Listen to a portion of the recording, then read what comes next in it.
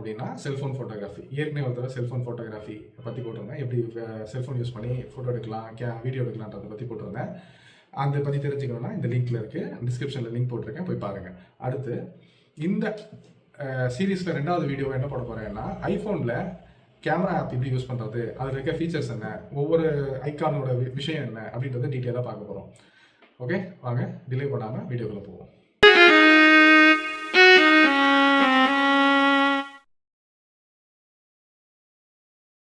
ஃபோட்டோவில் எடுத்தால் எல்லாமே ஆட்டோமேட்டிக்காக எடுத்திருக்கோம். இதே போர்ட்ரேட் மோட்னா சப்ஜெக்ட் கிளியராகவும் பின்னாடி இருக்க பேக்ரவுண்ட் வந்து பிளராகவும் இருக்கும். அதாவது பின்னாடி இருக்க பேக்ரவுண்ட் வந்து மங்கலாகவும் ஃபேஸ் மட்டும் கிளியராகவும் இருக்கிற மாதிரி இருக்கிறது தான் போர்ட்ரேட்டு. இதை பொக்கே எஃபெக்ட்னு சொல்லுவாங்க. இதை தவிர நிறைய ஆப்ஷன்ஸ் வந்து இந்த போர்ட்ரேட் மோடில் இருக்குது. வாங்க அதை ஒன்று ஒன்றா பார்ப்போம். போர்ட்ரேட்டில் வச்சோன்னா ஒரு சில செட்டிங்ஸை நம்ம சேஞ்ச் பண்ண முடியும். போர்ட்ரேட் மோட் எப்பயுமே ஒரு குறிப்பிட்ட டிஸ்டன்ஸில் வச்சு தான் எடுக்கணும். அது மேலே மூவ் ஃபர்தர் அதையும் காட்டும். அதுலேயே போர்ட்ரேட் மோடில் நேச்சுரல், ஸ்டூடியோ, அதுக்கப்புறம் வந்துட்டு கான்டோர்னு இருக்குது. நேச்சுரல்னால் நார்மல் லைட்டு எடுக்கிறது, ஸ்டூடியோனா கொஞ்சம் பிரைட்டாக காட்டும்.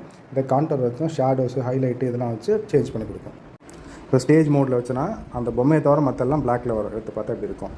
அதே மாதிரி அந்த ஸ்டேஜ் மோட்லேயே மோனோக்ரோம்னு இருக்கும், மோனோன்னு இருக்கும். அது பண்ணால் பிளாக் அண்ட் ஒயிட்டில் காட்டும்.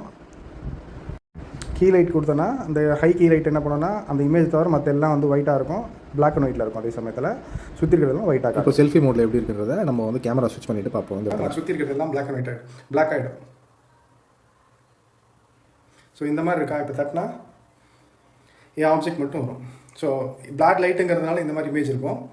கொஞ்சம் நல்ல லைட்டில் எடுத்தால் நீட்டாக இருக்கும். இப்போ பிடிக்கும்போது இப்போ இந்த போர்ட்ரேட்டில் இந்த 3 ஆப்ஷன்ஸ் இருக்குது. பேனோங்கிறது பேனோராமாவோட ஷார்ட் ஃபார்மு. இது எதுக்குன்னா உங்களை சுற்றி இருக்கிற அத்தனையும் ஒரே ஃபோட்டோக்குள்ளே கொண்டு வரதுக்கு. இப்போது இந்த ரூம் சுற்றி நான் எடுத்துகிட்டு அதை ஒரே ஃபோட்டோவில் கொண்டு வரணும்னா இந்த மாதிரி எடுக்கலாம்.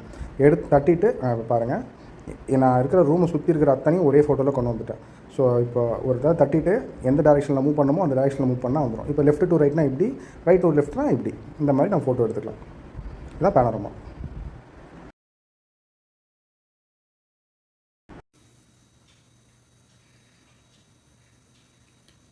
இப்போது ஸ்லோவாக போகிறத இந்த டைம் லாப்ஸ் வச்சு எடுத்தேன்னா ஃபாஸ்ட்டாக காட்டும். இது என்ன பண்ணால் ஒவ்வொரு செகண்டுக்கு ஒரு ஃபோட்டோ எடுக்கும், ஒரு செகண்டுக்கு ஒரு ஃபோட்டோ எடுக்கும். மொத்தமாக எடுத்த செகண்ட் எல்லாத்தையும் என்ன பண்ணுன்னா அதை வந்துட்டு கம்பைன் பண்ணி ஒரே வீடியோவாக காட்டும். இப்போ பாருங்கள், மற்ற டைம் போகுது. அதை வந்துட்டு நார்மலாக பார்த்தா உங்களுக்கு அது போகிறது ரொம்ப ஸ்லோவாக இருக்கும். அதை ஸ்பீடாக அது மூவ் ஆகிறத காமிக்கணுன்னா நம்ம டைம் லாப்ஸ் எடுக்கும்போது அதுவே ஸ்பீடாக போகும்.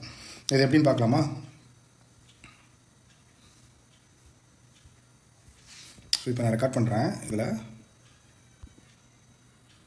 இப்போ நான் ரெக்கார்ட் பண்ணிவிட்டு இந்த வீடியோ ப்ளே பண்ணி காமிக்கிறேன். அப்போ தெரியும் இவ்வளோ ஸ்லோவாக போகிற நத்தையும் அட்டையும் ரெக்கார்ட் பண்ண பிறகு பார்த்தோன்னா வேகமாக போகிற மாதிரி காட்டும். என்ன பண்ணுன்னா இது ஒரு செகண்டுக்கு ஒரு ஃபோட்டோன்னு எடுக்கும். ஒரு செகண்டுக்கு ஒரு ஃபோட்டோ நாங்கள் இந்த மார்க் பண்ணிக்கலாம். அந்த மாதிரி ஒரு செகண்டுக்கு ஒரு ஃபோட்டோன்னு எடுத்து அதை எல்லாத்தையும் ஒன்றா கம்பைன் பண்ணி ஒரு வீடியோவாக மாற்றி உங்களுக்கு காட்டும். இதில் ஆடியோ வராது, வெறும் வீடியோ மட்டும் வர மாதிரி ஒரு செகண்டுக்கு ஒரு ஃபோட்டோ எடுத்ததை வந்து காட்டும்.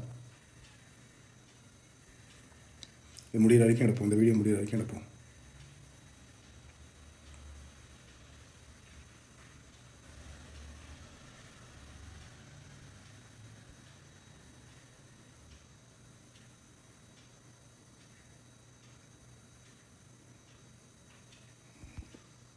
ஸோ இப்போ எடுத்துட்டேன் இல்லையா, இதை நான் ப்ளே பண்ணி காட்டுறேன்.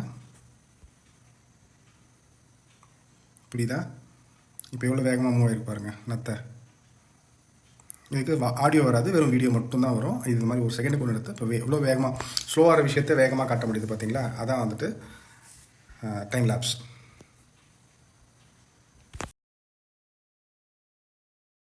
வச்சுட்டு மேலே லைவ்னு ஒரு மோட் இருக்கும். அதை எடுத்தோன்னா எடுக்கிற ஃபோட்டோ ஒரே ஒரு செகண்ட் மட்டும் ஒரு மூமெண்ட் கொடுக்குற மாதிரி அதை பார்க்கலாம். அதுதான் வந்து லைவ் மோடு. இந்த லைவ் மோடில் எடுக்கிறது ஆப்பிளில் பார்த்தா மட்டும்தான் அந்த ஒரு செகண்ட் ப்ளே ஆகும். இது யாருக்கா சென்ட் பண்ணோன்னா அது வெறும் இமேஜாக மட்டும்தான் இருக்கும். அந்த லைட்டாக ஒரு செகண்ட் ப்ளே ஆகுது, அதில் பார்க்க முடியாது. அடுத்து லாங் எக்ஸ்போஷர் மோடு ரொம்ப நேரம் எடுக்கும். இப்போ நான் அதை ஆனில் வச்சுருக்கேன்.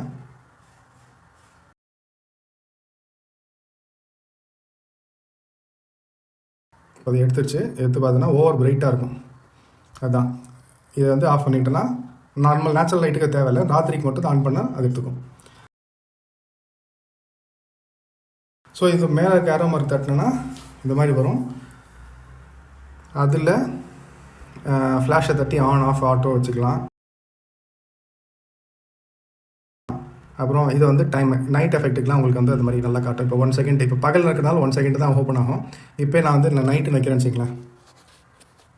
இப்போ நான் ரூமை டார்க்காக வச்சுருக்கேன். இப்போ வந்து 2 செகண்ட்ஸாக ஆட்டோமேட்டிக்காக மாறிடும்.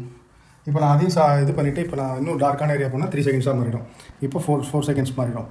ஸோ இது மாதிரி எவ்வளோ டார்க்காக போகிறோமோ அவ்வளோ டார்க்கான இடத்துக்கு ஏற்ற மாதிரி செகண்ட்ஸ் அதிகம். இப்போ 10 செகண்ட்ஸ் நான் வச்சுருக்கேன். இதில் ஃபோட்டோ எடுத்துட்டேன். இப்போ 10 செகண்ட்ஸ் அது ரன் ஆகும்.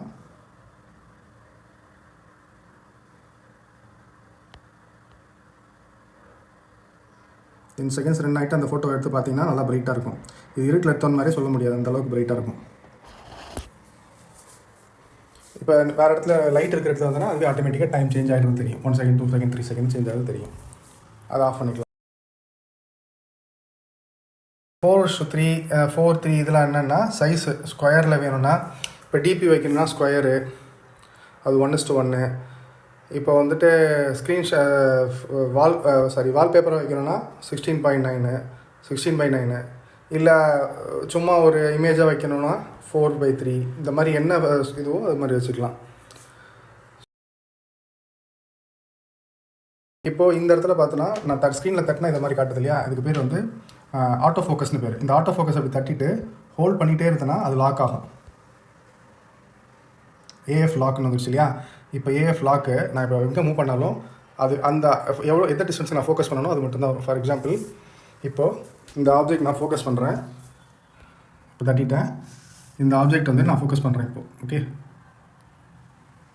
ஏஎஃப் லாக் பண்ணிட்டேன். இப்போ நான் இந்த ரூமில் திருப்பி எந்த இடத்த எடுத்தாலும் அந்த அளவுக்கு வராது. இப்போ உதாரணத்துக்கு நான் இப்போ கேம் கன்சோலை நான் இப்போ ஃபோக்கஸ் பண்ணி எடுக்க போகிறேன். தூரத்துலேருந்து எந்த ஒரு டிஸ்டன்ஸ்லேருந்து எடுத்தனா சரியாக வராது. இதே நான் கிட்ட கொண்டு போய் எடுத்தேன்னா அந்த கிளாரிட்டி நல்லாயிருக்கும். ஸோ அந்த எந்த ஃபோக்கஸ் லென்த்து எந்த டிஸ்டன்ஸில் வச்சு நான் ஃபோக்கஸ் பண்ணணும் அந்த டிஸ்டன்ஸில் வச்சா மட்டும்தான் க்ளீனாக வரும். ஸோ அதே ஆப்ஜெக்டை நான் இப்போ வந்து மூவ் பண்ணுறேன். இந்த இடத்துல வச்சா வராது. இது கிட்ட கொண்டு வந்தாலும் க்ளீனாக வராது. இப்போ இந்த டிஸ்டன்ஸில் வச்சா மட்டும்தான் க்ளீனாக வரும். இதுதான் வந்து ஏஎஃப் லாக்கு. ஸோ இப்போ இந்த ஏஎஃப் லாக்கை தூக்கணும்னா வேறு எங்கேயும் தட்டினா தூக்கிக்கும்.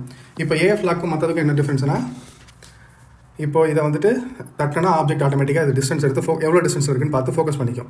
இப்போ நான் கிட்ட கொண்டு வரும்போது அதுவே ஆட்டோமேட்டிக்காக ஃபோக்கஸ் பண்ணிக்கும் ஃபேஸை. இப்போ எவ்வளோ கிளியராக இருக்குது. இதே நான் ஏஎஃப் லாக்கை வச்சுட்டேன். இப்போ நான் கிட்ட கொண்டு வந்தேன்னா அந்தளவுக்கு ஃபோக்கஸ் இருக்காது. தெரியுதா டிஃப்ரென்ஸு?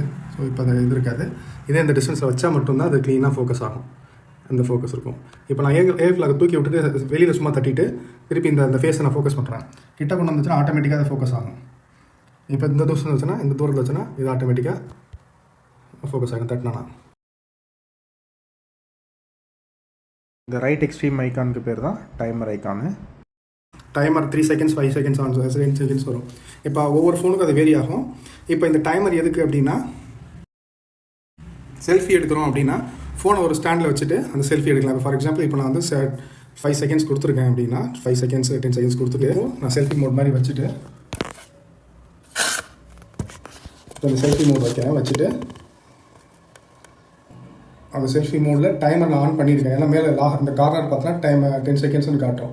நான் போர்ட்ரைட் மோட் போயிட்டு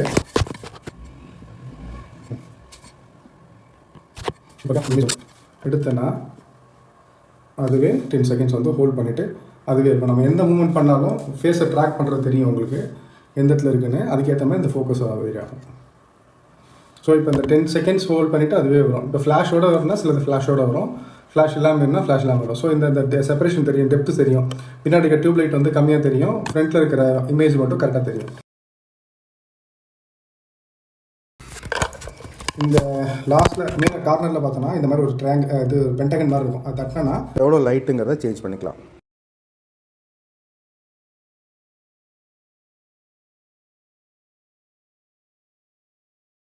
ஸோ இது வந்து ஃபோக்கல் லென்த் அட்ஜஸ்ட் பண்ணும்போது அந்த ஆப்ஜெக்ட் பிளர்ராகவும் நல்லா க்ளீனாகவும் தெரியும். இது வந்து டைம். இது வந்து எக்ஸ்போஷர்னு பேர். எக்ஸ்போஷர்னால் என்னென்னா, இப்போ நான் டார்க்கான ரூமில் எடுக்கிறேன்னா, இப்போ டார்க்கான ரூமில் வந்துட்டு இது ஒரு டார்க்காக இருக்குது. இப்போ எனக்கு எக்ஸ்போஷர் இன்க்ரீஸ் பண்ணேன்னா அதுவே பிரைட் ஆகும். இப்போ ரூம்குள்ளே எடுக்கணும்னா இந்த மாதிரி இன்க்ரீஸ் பண்ணிக்கலாம். இப்போ இதை வச்சுன்னா ரூம்குள்ளே எடுத்தாலும் ஸ்டில் எனக்கு வந்து இந்த ரூம் வந்து டார்க்காக தெரியணும்னா மைனஸில் வச்சுக்கணும். இப்போது நார்மல் 0ல் வச்சேன்னா இப்போ ரூமில் என்ன லைட்டோ அதுக்கேற்ற மாதிரி வரும். ரூமில் இருக்கிறத தள்ளி +2ல் வச்சேன்னா ரூம் பிரைட்டாக தெரியும். இந்த +2ல் வச்சுட்டு ஒரு டார்க்கான ஏரியா போனால் ஆட்டோமேட்டிக்காக பிரைட்டாக காட்டும். இப்போ 0ல் வச்சு பார்த்தோன்னா இதான் நார்மலான லைட்டு. இப்போ இப்படி வச்சு -2 வச்சுன்னா ரொம்ப டார்க்காக இருக்கும். இப்போ பிளாக் அண்ட் ஒயிட்டில் எடுக்கணும், கலரில் எடுக்கணும், கலர் வந்து பழைய காலத்து ஃபோட்டோ மாதிரி இருக்கணும், புது ஃபோட்டோ மாதிரி இருக்கணும், ரொம்ப பிரைட்டான கலர் இருக்கணும், அந்த மாதிரிலாம் நம்ம என்ன வேணுமோ அதை செட் பண்ணிக்கலாம். அது வந்து இந்த இடத்துல இருக்கிற ஃபில்டர்.